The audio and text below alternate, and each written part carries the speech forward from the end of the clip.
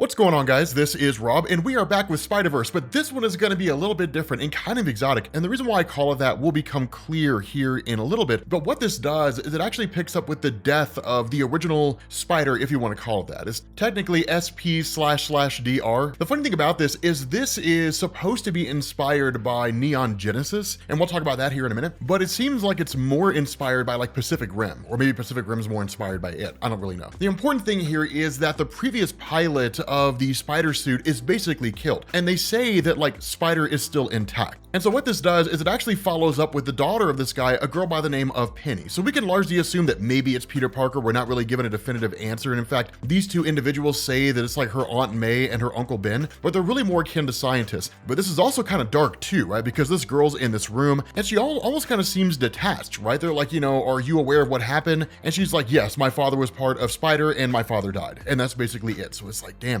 It almost has a kind of futuristic sort of young kids who are basically adults because of like what their life is like at that point in time. Again, we're not given a whole lot of information here, but basically what they tell her is that the Spider is actually in the room with her, and that in effect, she seems to be the only person who's genetically compatible with the actual suit. And so by releasing the Spider into the room, basically it will bond with her. And they even go as far as to say like it's unpleasant, right? Like it's already been released into the room. He will have found you by now. And if it chooses to bond with you, if you're genetically compatible, you will survive the experience. And that's exactly what happens, right? Like the Spider bites with her and then basically bonds with her. Now, this seems to be the kind of Neon Genesis element coming into play, but again, there's no indication here that the suit is modeled after like Adam or Lilith or anybody akin to that whole concept. Instead, what it really looks like is the suit itself is one half of the equation. It's a yin and yang kind of thing. So basically, the Spider is in and of itself, or at least seems to be, part technological. And so when the Spider bonds itself to a host, that allows the host to control the Spider suit. So it's kind of cool. That's why I say that element seems to be more on par with like Pacific Rim, where you had like drifting and that kind of a thing, that sort of situation where two people working together would basically pilot the suit, except in this instance, it's the host and the Spider that control the suit. Because of the fact that this is very much a futuristic city, even though we're not given a whole lot of context here, you end up basically finding out that 5 years after this reality's version of Mysterio launches an attack. Now, unlike Mysterio that we're familiar with, where he's basically a guy with an orb for a head and, you know, looks kind of crazy, but also cool at the same time and does some wild stuff, this version of Mysterio is basically contained in a giant orb. The other part of this is the guy's kind of being a dick. He's quite literally flying around the city just spraying people with a hallucinogenic substance. I mean, that's kind of a jerk thing to do. Just like flying around and just like spraying people with what's basically a fire extinguisher filled with hallucinogenic gas. It's just mean, man. It's just mean is really all that is.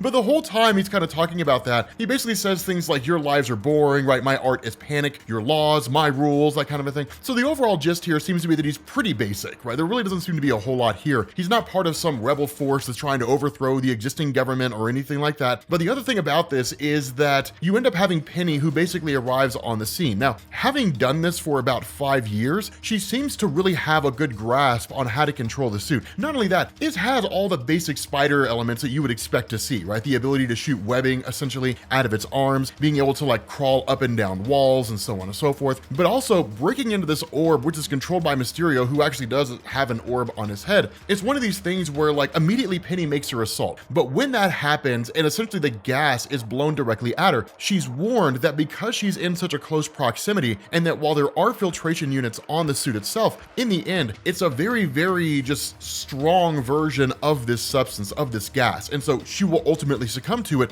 which she actually does. She literally kind of starts going crazy in terms of seeing like all these, you know, wild images and so on and so forth about what you would imagine when like a 14-year-old girl is blasted with a hallucinogenic gas, right? Kind of what you would expect, her imagination running wild. Now, the other part of this, and one of the things that we're shown here, is it's not just Peni by herself. And this I thought was really, really cool, that it's basically a kind of hive mind system, which is to say she essentially gets feedback from people from her actual base of operations, her Uncle Ben and Aunt May, and they can see what's going on through the suit. Now, whether or not this is a result of the fact that Peni is so young, and so because of that, she kind of needs a bit of guidance, or because this is just how the system functions, and her father was part of this exact same system, we're not really told. I'm inclined to believe it's the latter, right? That it's just kind of the entire system in terms of how it works, but she's actually informed by her Aunt May and Uncle Ben that because of the fact that she, as a biological being, will succumb to the gas and will begin to hallucinate, the gas actually doesn't affect Spider or the suit. And so because of that, she can basically just kind of close her eyes and allow the psychic link to work. So this is kind of one part of that element of, yes, Peni's in control of everything, but the suit and Spider are as much a part of her as her brain and her heart and her organs and all that kind of stuff. And so she does exactly that. She actually closes off her eyes and basically forms that, or at least builds into that psychic link with Spider, which in turn controls the suit. And that allows the entire conflict to unfold, with her ultimately coming out on top. Now, of course, we end up finding out that basically Mysterio's like a crazy fan, and kind of a wild thing here, he looks like Quentin Quire from the X-Men, right? Like Kid Omega, the Omega level telepath. Obviously it's not him, but it kind of looks like it. And that seems to be the thing here, right? He's like, you know, I hate my voice. You don't know me. Like, I'm just a fan, but I could have been anything to you. And so we don't know if that's really him just kind of, you know, going on some babbling tirade because he's crazy, or because he is actually a fan of Peni and did all this to get her attention. But what actually ends up going on here is you basically have her back in school doing her thing, taking some like insanely high levels of mathematics, right? So at 14 years old, I guess she's taking calculus, which is weird, a 14-year-old studying mathematics in a three-dimensional space. But she's ultimately met by the arrival of this reality's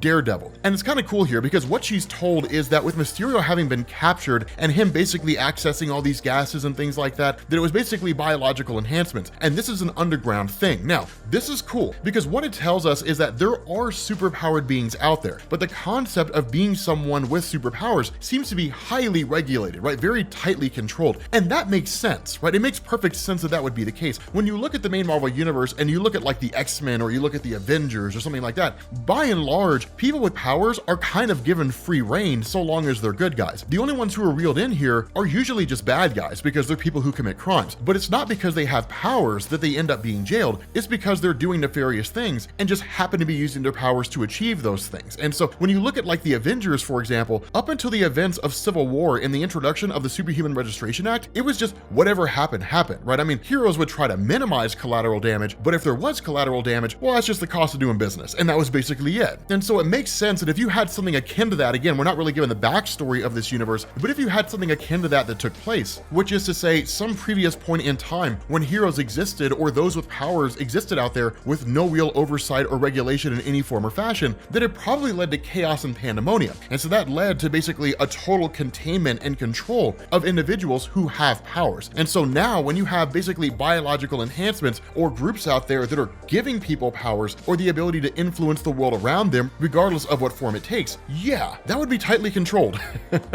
That would be tightly regulated. And so over the course of their investigations and the information given to them by Mysterio, they ultimately end up locating and finally finding where this base is supposed to be. Now, one of the cool little things you get here is a little information about Peni's father. Again, not really enough to go on here, and not really even enough to really compel us as the reader to want to learn more. You kind of learn from Daredevil because of the fact that he worked alongside Peni's dad, but he even goes as far as to say that even through the machine, you could feel a kind of sadness, like something was missing from him. But ultimately, Daredevil says like he was kind of a cool guy, right? And so once they locate this base, they basically bust in, they start attacking everybody, you know, and taking out all these criminals. Pretty straightforward, right? But the whole time, Peni kind of asks questions like, do you think you would have liked me, right? And ultimately, you know, the response to Daredevil is yes. The big problem that you have with this kind of, I guess, conversation between Peni and Daredevil is that there really isn't enough to resonate and to make the character overly interesting, or at least to give you a compelling desire to know more. It would have been cool if you'd known the backstory of Peni and the backstory of her dad, the fact that ultimately he was sort of cold and maybe a little bit indifferent, maybe like his role as a superhero overtook his role as like a father, so he spent more time fighting crime than he did basically being a father to his daughter. It would have been interesting if you had a little more to that, but ultimately Penny's asking a whole bunch of questions and we're expected to be interested in a person who literally died in one panel and only appeared on one page, so it's kind of difficult to sort of draw that interest in her. The other part of this is that while they did take that gang out, that ultimately the biological enhancements and all that kind of stuff still seems to kind of be a mystery out there. And so what this basically does is it leads to this revelation that they've been doing this for weeks and weeks and weeks, but they're not really any closer to busting like the group behind all this than they were when they started. And so ultimately when she's given the offer to, you know, come with Daredevil, you know, to have an escort home or anything like that, she ultimately says no, and she ends up taking the subway. Along the way, she's met by Spider-Ham as well as Ezekiel Sims. Now, Ezekiel Sims we'll actually talk about in a future video because at the end of the day, the guy just kind of has a little bit of a mystery here, but Spider-Ham, or Spider-Pig if you want to call him that, as you guys know from Spider-Man Into the Spider-Verse, is literally an anthropomorphic pig who's also Spider-Man. He's amazing. I love him. He's not as cool as Captain Carrot. Captain Carrot!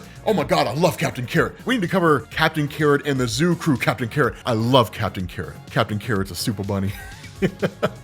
I love Captain Carrot. Ultimately, she's basically recruited by this team, and she's brought in as part of the Spider-Verse team to face off against the Inheritors, which is kind of interesting because despite not knowing them at all, she ultimately ends up going along with the whole crew. Now, here's the biggest issue when it comes to this. So the nature of Edge of Spider-Verse was to introduce us to other versions of Spider-Man from across the multiverse. And I have to believe, and in truth, Marvel's main intention here was to possibly launch like new Spider-Man related stories focusing on other versions of Spider characters from across the multiverse. Whether it was an ongoing series or whether it was simply just like a one-shot that would basically wrap everything up and that would be it, would simply just be left for interpretation. It could have even been an ongoing series like what we've seen with Spider-Gwen. And so this is one of those instances where you do pick up with Peni later on, but in reality, no one really seemed to care. She was cool in the main Spider-Verse event, but outside of that, no one really seemed to have a lot of interest in her character. And so ultimately, it fizzled out. You do see her after the events of Spider-Verse later on down the line, but nobody cared. It just wasn't really all that relevant. So let me know what you guys think down in the comments. Do you guys think Peni's interesting? But I have no idea if opinions have changed for the character over the course of her initial introduction, but let me know what you guys think down in the comment section. Thank you guys for watching,